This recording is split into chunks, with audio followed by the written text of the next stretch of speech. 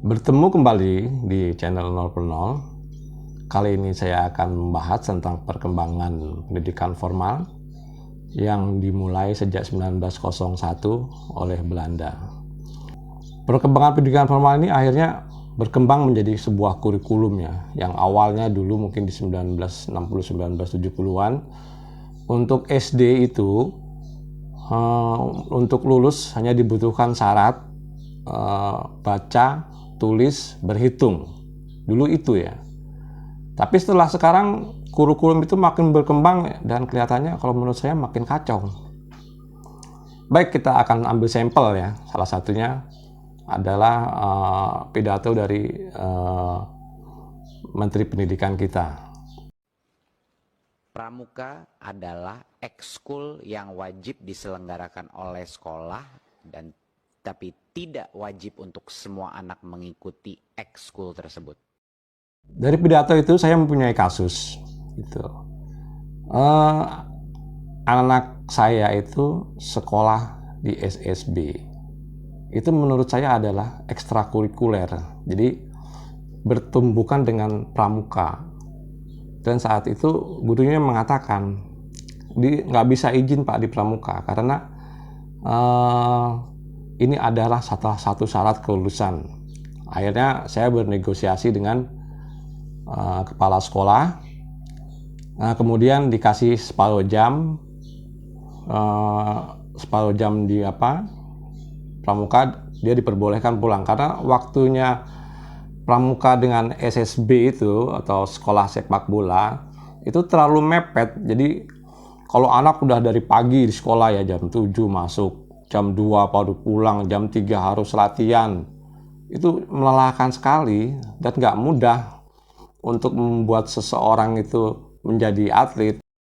Kasus kedua, di sini kita akan mencuplik sebuah penjelasan dari seorang guru yang untuk menyelesaikan nilai. Sebetulnya itu ada di YouTube ya. Saya lihat itu bukan satu guru itu aja, semuanya itu modelnya penyelesaian seperti itu.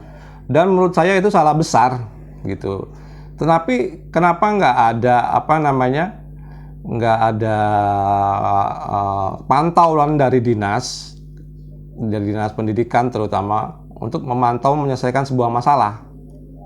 Oke, kita lihat cuplikannya. Pak Edo mempunyai kebun berbentuk gambar di bawah ini. Ini adalah kebun Pak Edo berbentuk segitiga anak-anak ini. Nih. Perlu anak-anak ketahui pada bangun segitiga seperti ini antara alas dengan tinggi ini selalu tegak lurus. Di sini ada tulisan 5 meter, ini tidak perlu dihitung. Dan alasnya tetap 14 meter yang ada di sini, tingginya adalah 12 meter yang ada di sini.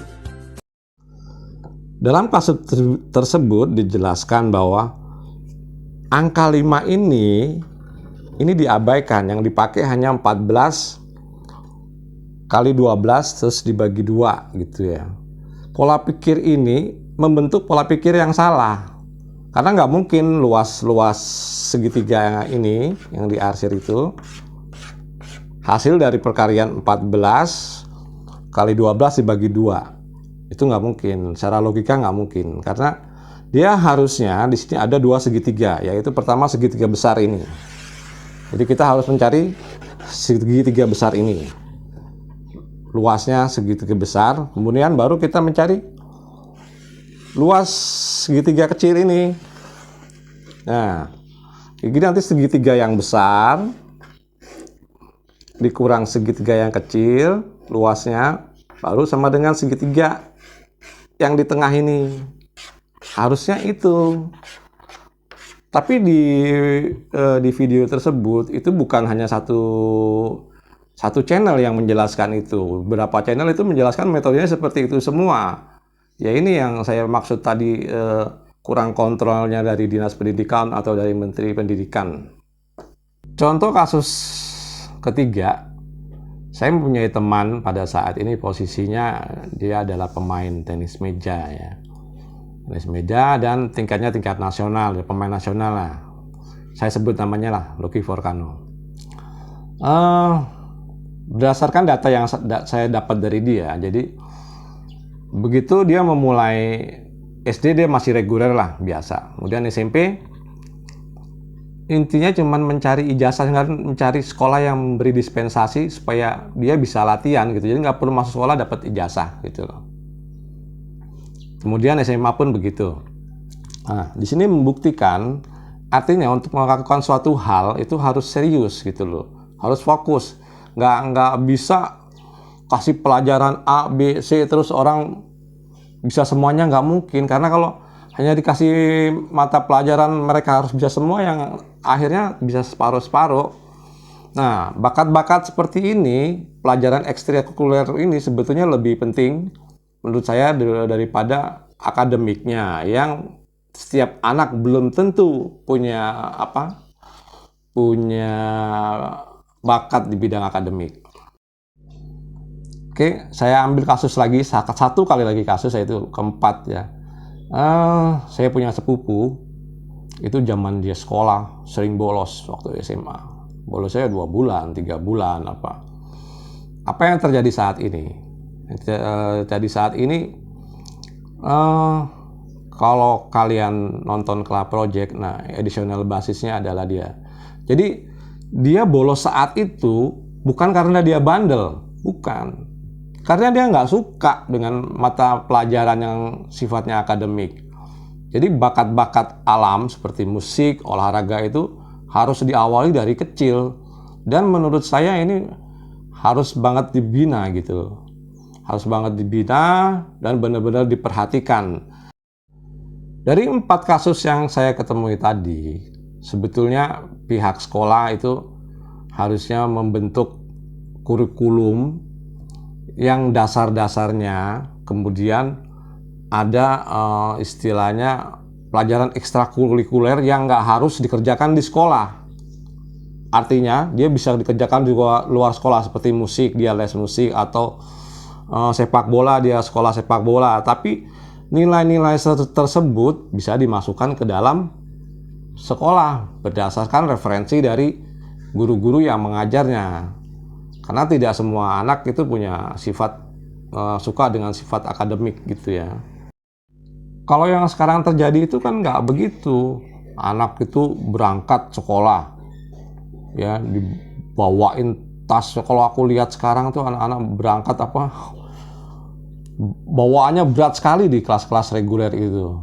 Di sekolah-sekolah reguler itu berat-berat sekali gitu, bawaannya banyak gitu. Yang dipelajari banyak, cuman sekedar lewat aja pelajaran itu. Tapi masalahnya sekarang nggak sesimpel itu untuk merubah kurikulum. Karena pendidikan di Indonesia ini bukan sekedar pendidikan, tapi sudah menjadi industri pendidikan. Nah, kalau sudah masuk industri udah susah. Karena di situ banyak orang-orang besar yang punya kepentingan bermain untuk kepentingan ekonomi. Itu kelihatan kok, pendidikan-pendidikan yang sifatnya seperti itu, yang sifatnya bisnis itu. Di sini saya banyak berharap kepada pemerintah, terutama Dinas Pendidikan dan Menteri Pendidikan, untuk merubah kurikulum itu berdasarkan kemampuan dan bakat anak. Bukan cuma kurikulum merdeka atau kurikulum apalah namanya yang isinya hanya memberatkan mereka.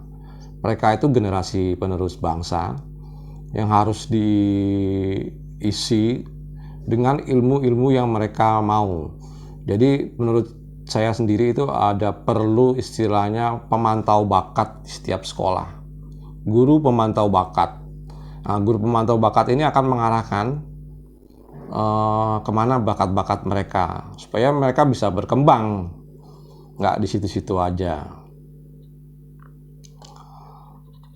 Saya kira pembahasan kali ini tentang pendidikan dan kurikulum di Indonesia cukup sekian, dan saya ucapkan terima kasih dan jangan lupa komen loh.